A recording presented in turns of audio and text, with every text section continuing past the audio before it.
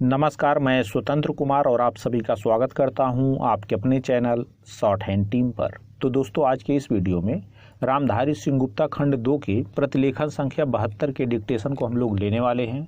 इसे हम दो अलग अलग स्पीड में लेंगे। पहली बार में 90 की स्पीड में, तो दूसरी और आखिरी बार में इसी डिक्टेशन को हम लोग 100 की स्पीड में लेने वाले हैं। लेकिन अगर आपको ये नहीं पता है कि इसे संकेत लिपि में किस प्रकार से लिखा जा सकता है, यानी इस प्रतिलेखन के प्रत्येक शब्द की आउटलाइन क्या होगी, तो आप हमारे शॉर्ट हैंड टीम ऐप को डाउनलोड कर सकते हैं। ऐप का लिंक इसी वीडियो के ठीक नीचे डिस्क्रिप्शन बॉक्स में आपको मिल जाएगा। ऐप को डाउनलोड करके इस प्रतिलेखन के प्रत्येक शब्द की आउटलाइन को आप जान सकते हैं। तो 90 की स्पीड में आपका डिक्टेशन स्टार्ट होगा 5 सेकेंड के बाद। तब तक के लिए आप रेडी रहें।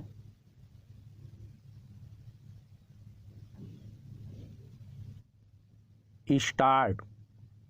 उपाध्यक्ष महोदय, आज यहाँ गंगा के पुल का शिलान्यास करते हुए मुझे बड़ी प्रसन्नता हो रही है।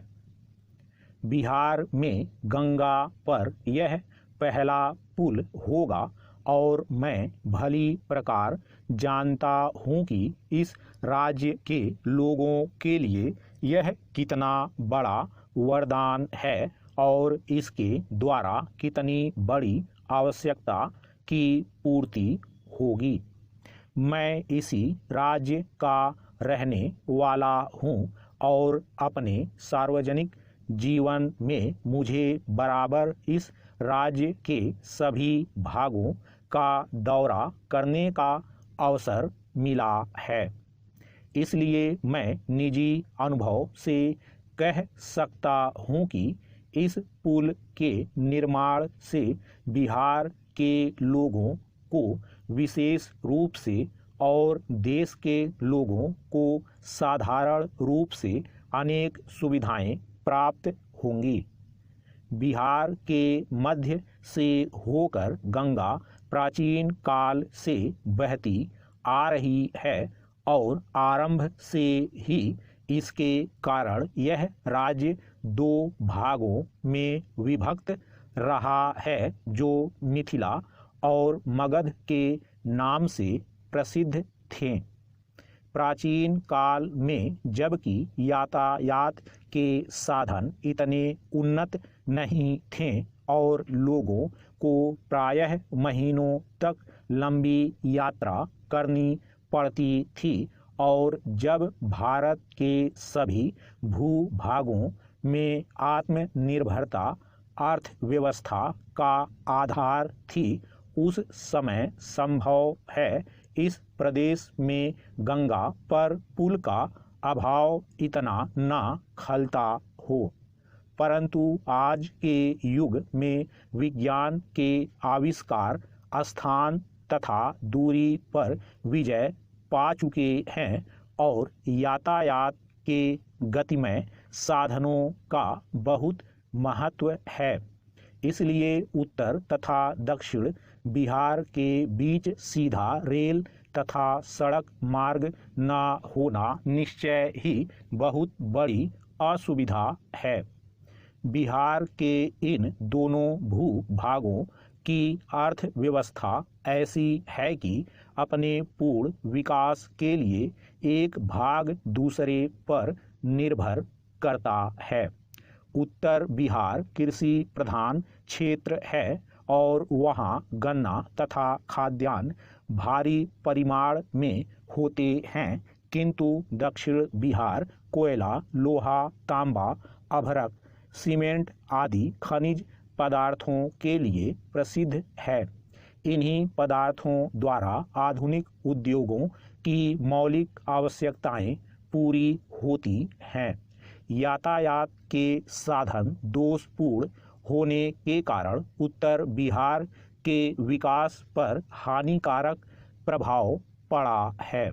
क्या यह आश्चर्य की बात नहीं कि धनबाद से दिल्ली कोयला पहुंचाना गंगा के उस पार उत्तरी बिहार के जिलों में पहुंचाने की अपेक्षा कहीं अधिक सरल है।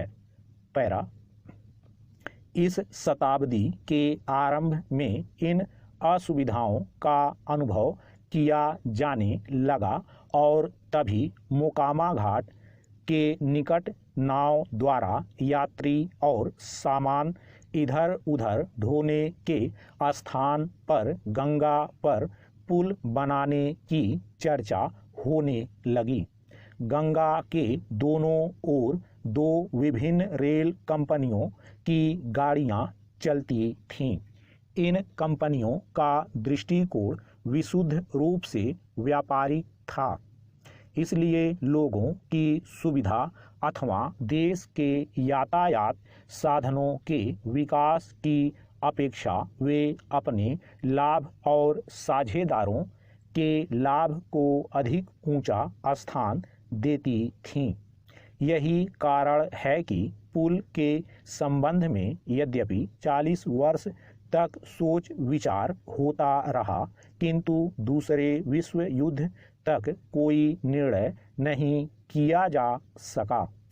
जब कभी यह प्रश्न रेल अधिकारियों के सामने आया, इस पर रेल कंपनियों के साझेदारों के लाभ हानि की दृष्टि से ही विचार किया गया।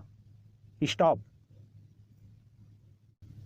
दोस्तों, इसी डिक्टेशन को दूसरी बार में हम लोग 100 की स्पीड में लेंगे और आपका समय स्टार्ट होगा 5 सेकंड के बाद। तब तक के लिए आप रेडी रहें।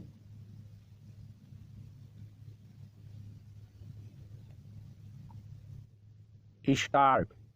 उपाध्यक्ष महोदय, आज यहाँ गंगा के पुल का शिलान्यास करते हुए मुझे बड़ी प्रसन्नता हो रही है।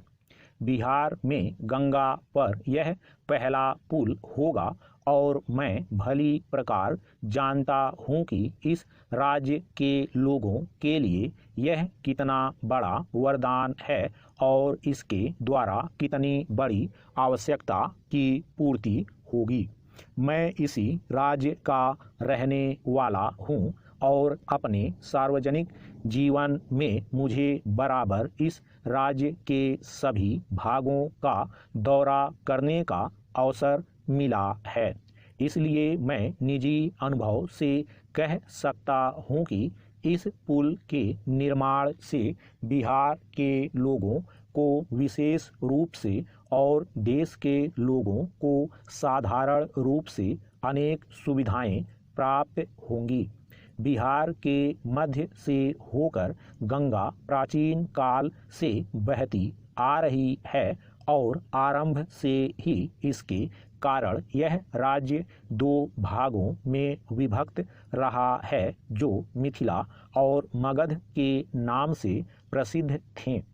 प्राचीन काल में जबकि यातायात के साधन इतने उन्नत नहीं थे और लोगों को प्रायः महीनों तक लंबी यात्रा करनी पड़ती थी और जब भारत के सभी भूभागों में आत्मनिर्भरता अर्थव्यवस्था का आधार थी, उस समय संभव है इस प्रदेश में गंगा पर पुल का अभाव इतना न खलता हो। परंतु आज के युग में विज्ञान के आविष्कार स्थान तथा दूरी पर विजय पा चुके हैं और यातायात के गतिमय साधनों का बहुत महत्व है। इसलिए उत्तर तथा दक्षिण बिहार के बीच सीधा रेल तथा सड़क मार्ग न होना निश्चय ही बहुत बड़ी असुविधा है। बिहार के इन दोनों भूभागों की अर्थव्यवस्था ऐसी है कि अपने पूर्ण विकास के लिए एक भाग दूसरे पर निर्भर करता है। उत्तर बिहार कृषि प्रधान क्षेत्र है और वहाँ गन्ना तथा खाद्यान्न भारी परिमाण में होते हैं, किंतु दक्षिण बिहार कोयला, लोहा, तांबा, अभ्रक, सीमेंट आदि खनिज पदार्थों के लिए प्रसिद्ध है। इन्हीं पदार्थों द्वारा आधुनिक उद्योगों की मौलिक आवश्यकताएं पूरी होती हैं।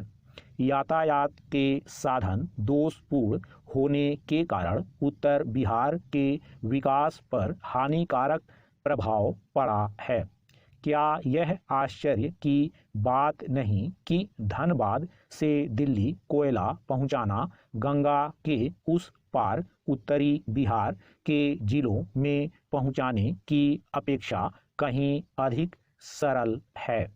पैरा इस शताब्दी के आरंभ में इन असुविधाओं का अनुभव किया जाने लगा और तभी मोकामा घाट के निकट नाव द्वारा यात्री और सामान इधर उधर ढोने के स्थान पर गंगा पर पुल बनाने की चर्चा होने लगी। गंगा के दोनों ओर दो विभिन्न रेल कंपनियों की गाड़ियां चलती थीं।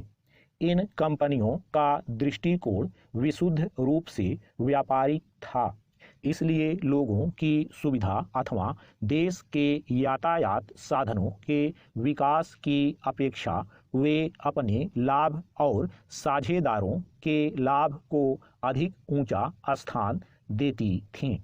यही कारण है कि पुल के संबंध में यद्यपि 40 वर्ष तक सोच विचार होता रहा, किंतु दूसरे विश्व युद्ध तक कोई निर्णय नहीं किया जा सका। जब कभी यह प्रश्न रेल अधिकारियों के सामने आया, इस पर रेल कंपनियों के साझेदारों के लाभ हानि की दृष्टि से ही विचार किया गया। स्टॉप।